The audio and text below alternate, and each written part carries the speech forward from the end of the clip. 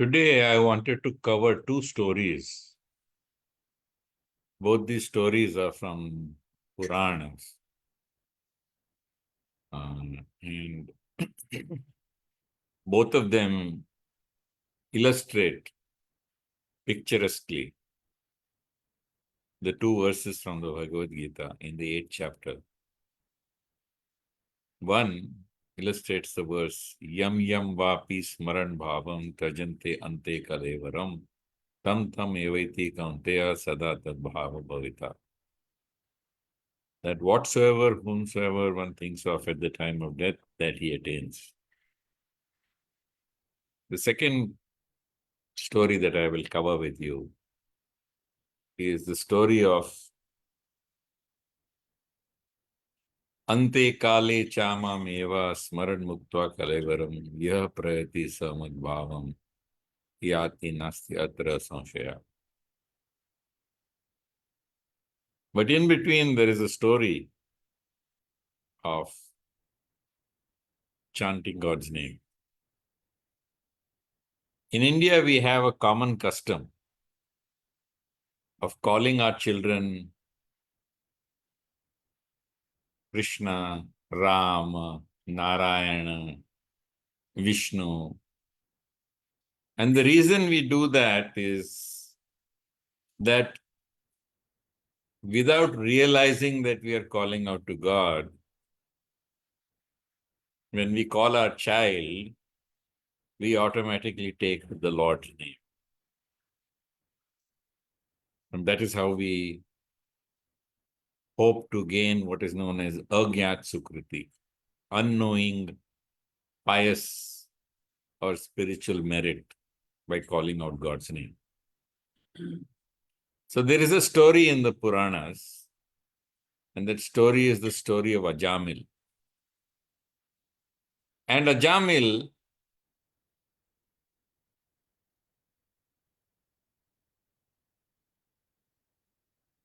was a priest. And while he was a priest, he performed his duties, performing religious ceremonies for his clients or yajmans. And he looked after his aged parents, and he looked after his wife and children. But one day, while walking along a path, he came across a prostitute who was entertaining her customer. And he became so enamored by her that he used all his money in paying for her services. Eventually, he began to live with her, abandoning his parents and his wife. And while living with her, he conceived in her womb a child.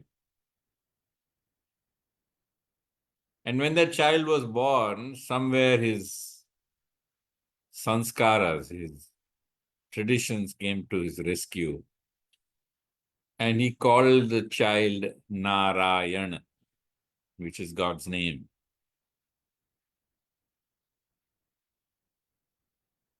And living with her, eating her food, he forgot all about his priestly duties, became dissolute, degenerate, and eventually he grew old, even though he had a young child running around the house. And it was time for him to transmigrate from his body. But all the time he was calling out to his child, who was the apple of his eye, and he would keep calling out Narayan, Narayan. So at the time of death, at the time of leaving this body and moving to the next, he was destined to meet with Yamaraj and traverse through hell. So the servants of Yamaraj, known as the Yamaduts, ghastly, ghoulish creatures came to drag him out of his body and take him to Yamaraj and to hell. And when they came to take Ajamil to Yamaraj, at that moment, Ajamil, terrified and frightened by the physical appearance of these Yamaduts and what they implied, understanding that he was going to hell, desperately called out for his son. And he called out, Narayan, Narayan, Narayan. At this time, at this moment, he called out Narayan. The servants of Vishnu, Lord of the universe, came to his rescue.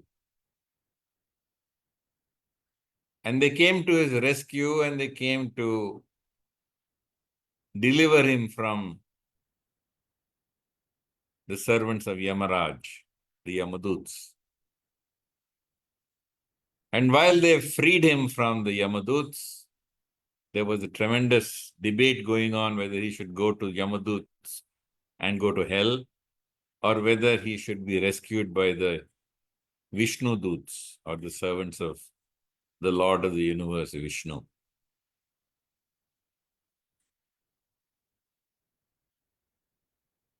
So the Vishnu Dut said that by calling out God's name, he has rescued himself. And having rescued himself, he need not go to hell. I quoted the Mohammadgara Stotra earlier to you. Bhagawad-Geeta kinchita dita ganga jallava kanika pita sakridapi murari samarcha kriyate tasya yamena charcha bhaja govindam govindam bhaja mudamate.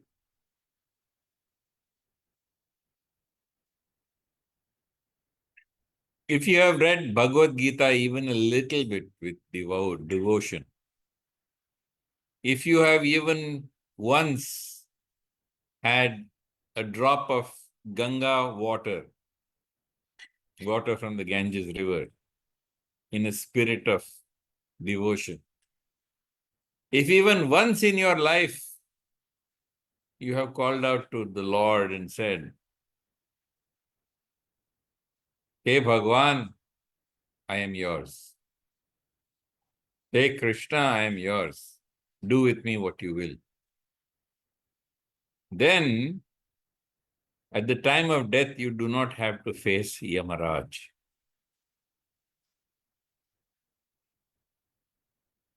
The Bhagavad Gita also says, Neha vikramo nashosti pratyavayana vidyate swalpam api asya dharmasya trayato mahato vaya.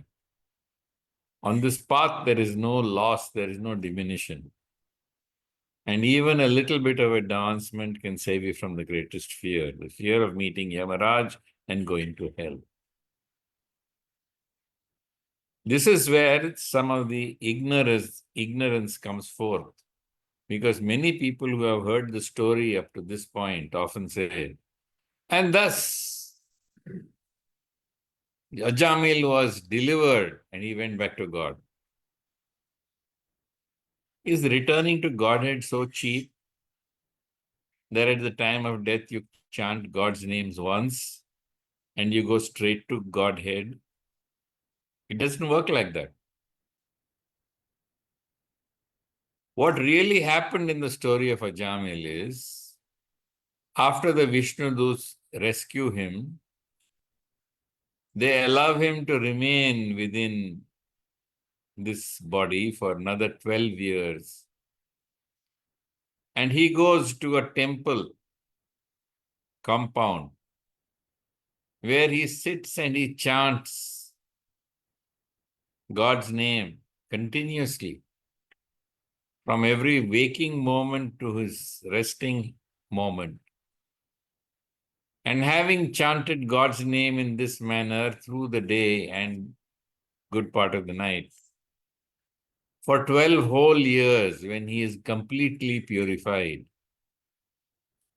Then, having absorbed himself in God and forgotten himself, at the time of death, the Vishnu Doots come and they rescue him.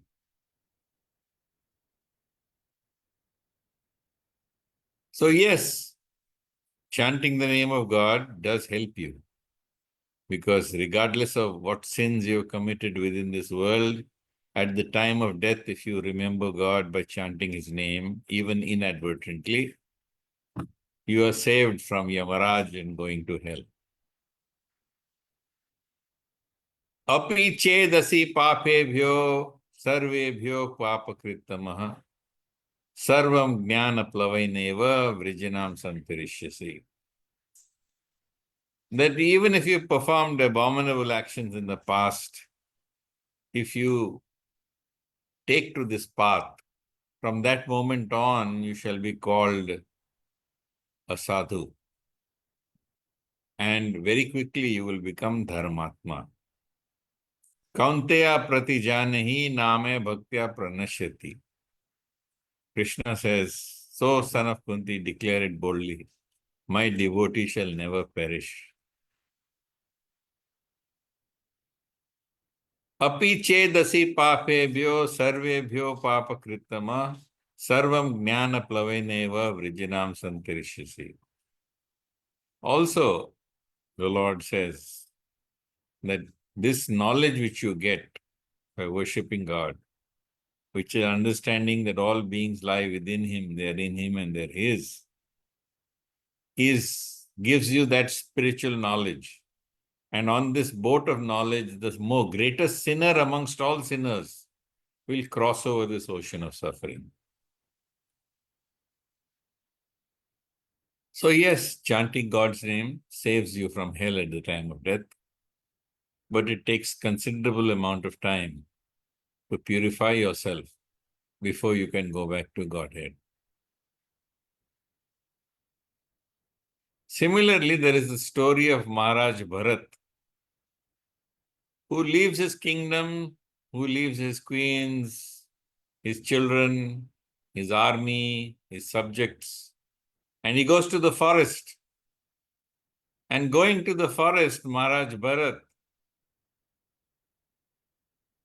engages in austerities and meditational practices in order to attain the Lord. But somewhere along the way, while he is meditating, he hears the roar of a lion. And hearing the roar of a lion, he goes running to see what is happening. And a pregnant deer running from an attacking lion jumps across the river, and she lands on his side of the river. But the force with which she runs is so strong that while she leaps from one side of the bank of the river to the other bank of the river, she gives birth to a baby deer in midair. And while she falls on the other side of the river and dies with exhaustion, the baby deer falls into the river. And Maharaj Bharat jumps into the river, rescues the deer, and protects it and looks after it. Very soon, that deer is constantly sitting on his lap, pulling at his ear, rubbing against him. And all his activity is spent in looking after the baby deer. And as the deer grows up, he becomes concerned with its care, and thus he is always behind the deer trying to protect it. One day he cannot find the deer, and he fears that the lion has got him. So he, running behind the deer, or where he imagines the deer to be, he accidentally falls off a cliff and prepares to perish. And while he is about to perish, at that moment, the baby deer comes in front of him. And by coming in front of him, he is so happy that the deer is still alive, that he looks deep into the eyes of the deer, and being fully absorbed in the deer, he leaves his body. And as the verse says in the Bhagavad-Gita, Ante kale chamam eva smaran muktva kalevaram yah prayati samadbhavam yati astya atra asamshaya. That whatever you think of at the time of death, that you will attain. And indeed, Maharaj Bharat, despite his ascetic lifestyle, despite his struggles at meditation, he leaves his body and comes back as a deer. He gets another turn, because after the deer perishes, deer form which he has perishes, he comes back as Jada Bharat. He is called Jad Bharat because, realizing the foolishness of his previous lives, he acts as if he is an imbecile. And that's another story. So when I heard all these stories, and indeed I repeated them to whomsoever I came across, I realized that it's such a wonderful thing to be able to save people from going to hell and put them on the right track. So at that time, I was working in the emergency room. I was in charge of the emergency room of a public hospital. And during my duties, I constantly looked for somebody who came to us, and despite the best of treatment that we were able to give, was still destined to die. No surgeon wants his patients to die. And in fact, I'll share with you this secret prayer of every surgeon. That, oh God, if there is a patient who is about to die as part of his destiny, regardless of what is done to help him or her, I pray that that patient doesn't come to me, but goes to my neighbor. Because nobody wants his patients to die. But I had a different prayer at that time, because I was in the emergency room and the hospital was in an area where stab injuries, gunshot injuries, all kinds of patients used to come. And my prayer was that, oh Lord, I am there to serve you through saving the lives of as many people as I can. But if there is somebody who is going to die, regardless of the best efforts that we put in, allow him to come to me, because I will help him to chant the name of God, according to his faith, of course.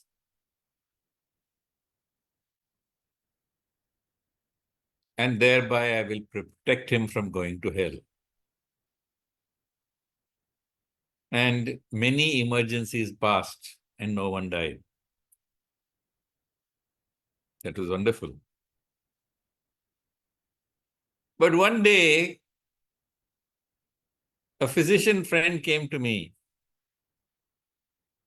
And this physician friend came to me and he said that I have a patient in a private hospital, one of the best in Bombay,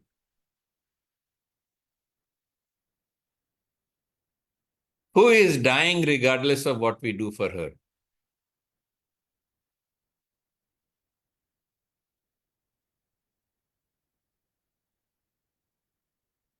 He's come with kidney failure.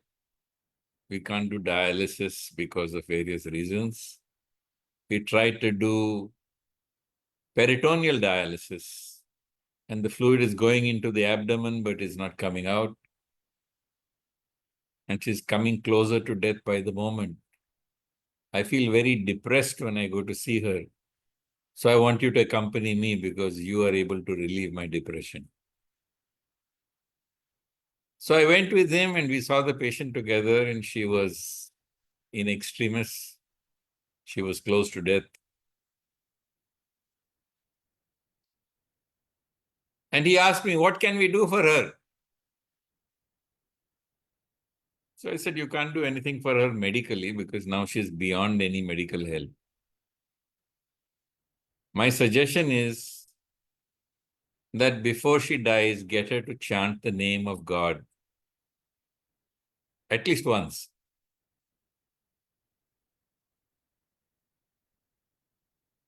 And my friend looked at me as if I was mad. And he said, are you crazy? I said, yes, I am crazy. I am mad. I am God mad. And when I know that the best efforts will not save a patient, I always recommend that according to the patient's faith, he should be encouraged to remember God. So we closed the doors of the intensive care unit cubicle. And he said, now tell her whatever you want. So I went to her ear and I said, please chant the name of God.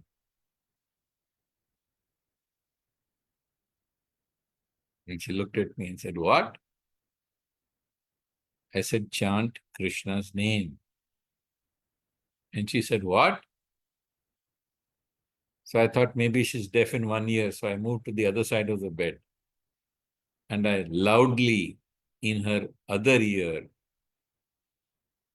with all 100 decibels of the loudest voice I could summon, called out and said, call out God's name, call out Krishna's name, at least once.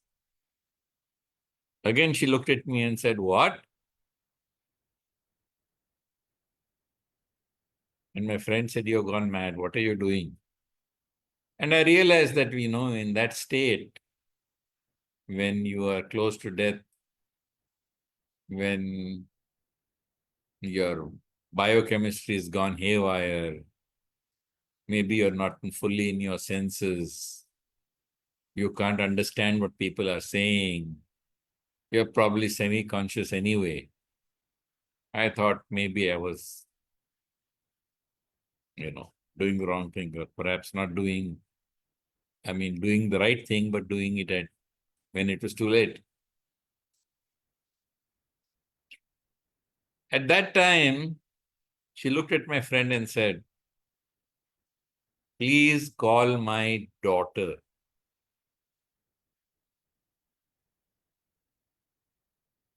This is her phone number.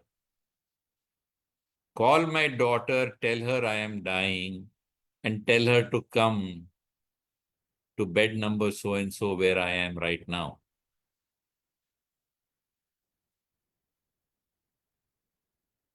And when I saw this, I realized that she was in her senses. She was conscious. She was able to understand. But the dearest thing to her in her life was her daughter. And her full focus was on getting to her daughter, a very human response. But she was so absorbed in her daughter that indeed she could not even understand what I was saying about calling out to God. So I realized that, it's like cheating in an exam. Your whole life, you live, and your exam is at the moment of transmigration. And when your exam comes, you can't cheat. You can't cheat God. Because when you try to carry crib notes, when you try to carry small slips of paper on what you should read to pass that exam, even if you have somebody shouting in your ear to call out to God, you can't cheat. You remember what is most dear to you, and that is what you remember at the time of death. I'm telling you this because it's a real life experience. And I've seen this time and time again, that when a patient is about to transmigrate to leave the body, at that time they remember only what is dear to them. They cannot even remember God.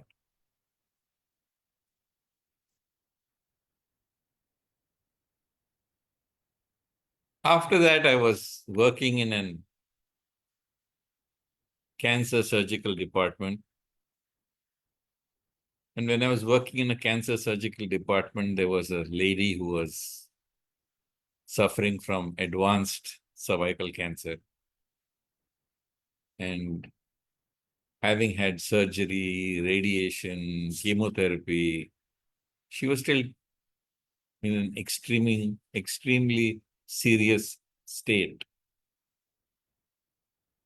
So one day while I was rounding with the patients, she spoke to me and she said, "Doctor, I am told by some of the people here that you speak on Bhagavad-Geeta.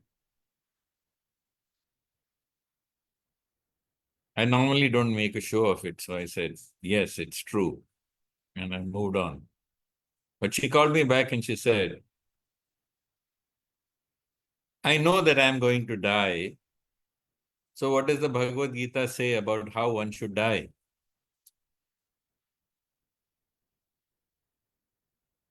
So I told her that, I'm giving this lecture series on Bhagavad Gita at such and such place, and we'll make arrangements for you to be brought and lie down at the back of the hall, and you can listen to whatever I'm saying. Because one of the sessions that I have is about transmigration and leaving the body. So you can take instruction from that. But when I spoke for the next 8 days on this subject, she was not there, but her husband came there and he sat down and he diligently took notes.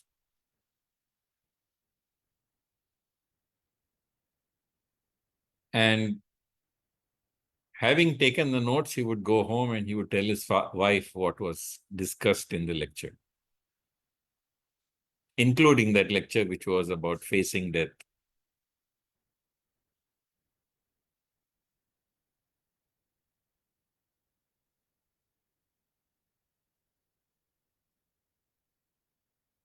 Three months later, I found him again in one of my lectures. And after the lecture, he came up to me and he said,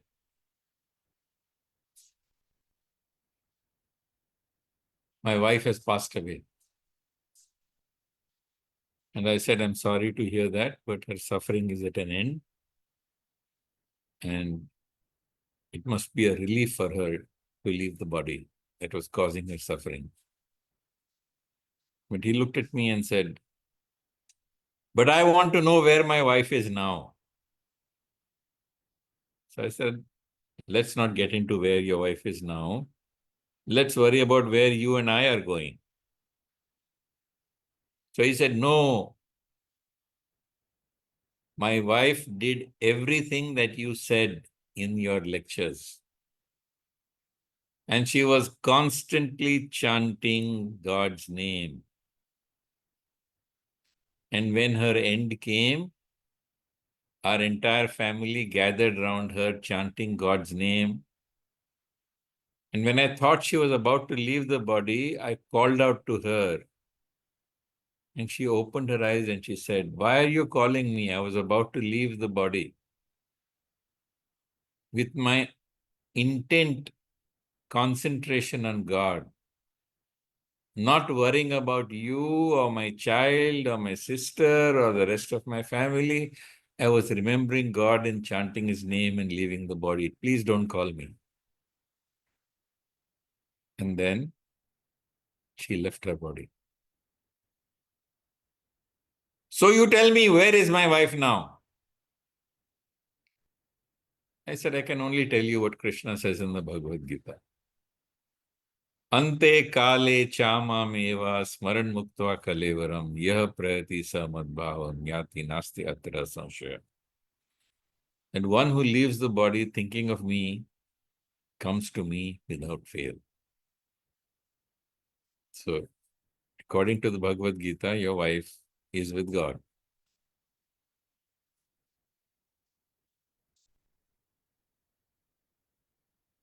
So, I tell you these stories because this is my life experience. This is what I have seen with my own eyes. And I don't know if you're convinced, but I'm convinced. That's why I'm here speaking before you. Live your life remembering God and forgetting self. Do everything you do for God. Yat karoshi, yad ashnasi, yat juhosi dadasi, yat tapasyasi kaunteya tat kurusha madarpanam. Whatever you do, whatever you eat, whatever you offer, whatever you give away, whatever charities you perform, do it for me, Krishna says. And Shubha Ashubha Falairevam Moksha se Karma Bandhane Sannyasa Yoga Yuktena Vimukto Mame Vishyasi. And if you are able to remember God at the time of death, having lived your life in sannyas yoga, internal renunciation, then at the time of death you will come to me.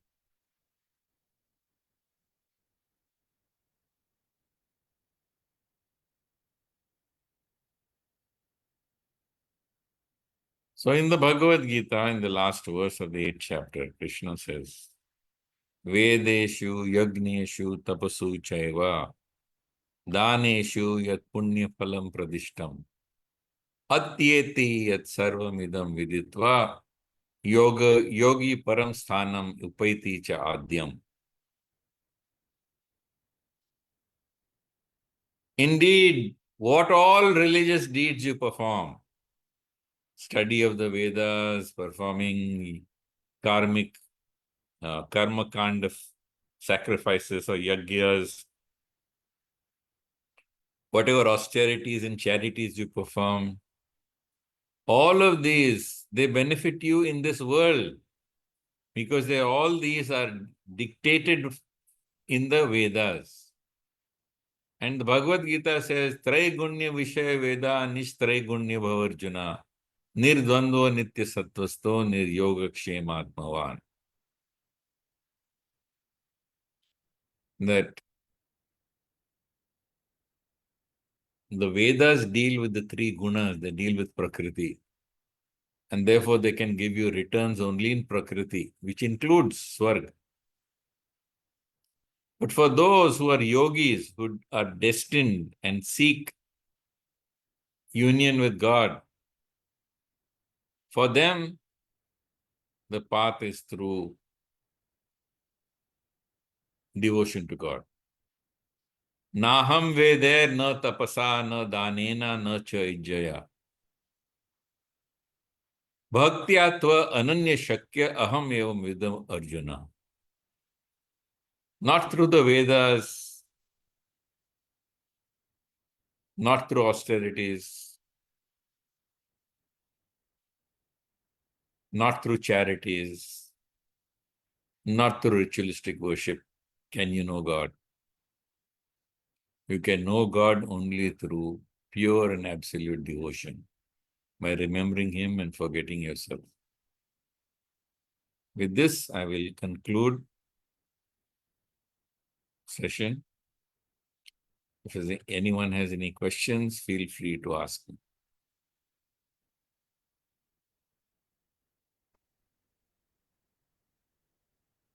Thank you, Shantanu, for today's session. My first question is, can a person who has no prior spiritual, practice, can they attain liberation just by chanting God's name at the end? Does that really help? Not only chanting God's name is not the primary function. God wants you to do your duties, the purpose for which you were created. He wants you to fulfill the purpose of your creation, which is known as Swadharma. And that Swadharma, which is fulfilling the purpose of your creation, should be done in a spirit of sacrifice to please God without seeking anything in return, including the fruit. And if you can do that, and in your discretionary time, you chant God's name to prevent your mind from taking over, then the combination of these two will take you back to Godhead. It is not dependent on Vedic Karma Kand. It is not dependent on studying the Vedas. It is not dependent on giving in charity. It is not dependent on performing austerities.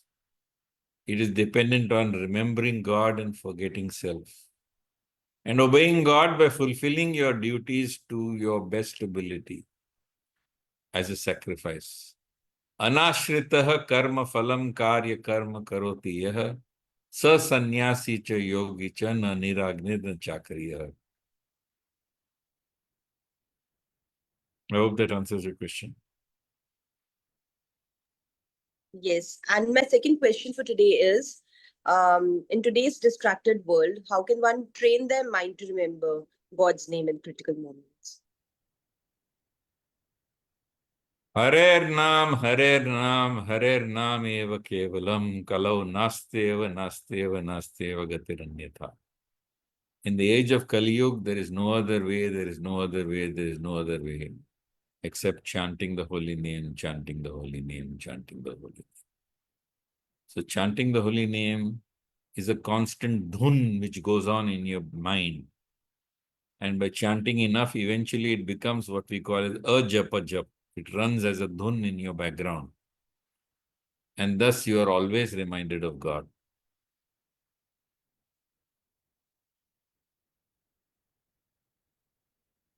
So it has to be a daily practice. It has to be something that you're doing on a regular basis so that we are prepared till It has to be moment to moment, you have to remember God. When you're doing nothing constructive in the performance of your duties, you must be remembering God by chanting His name.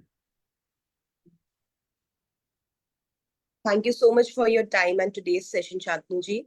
Your life stories and experiences did add value and it made it more interesting.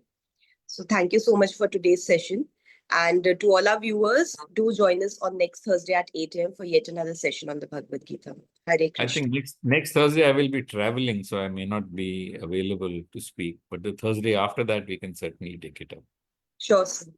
Hari Om, Jai Shri Krishna, Hare Krishna. Hare Krishna.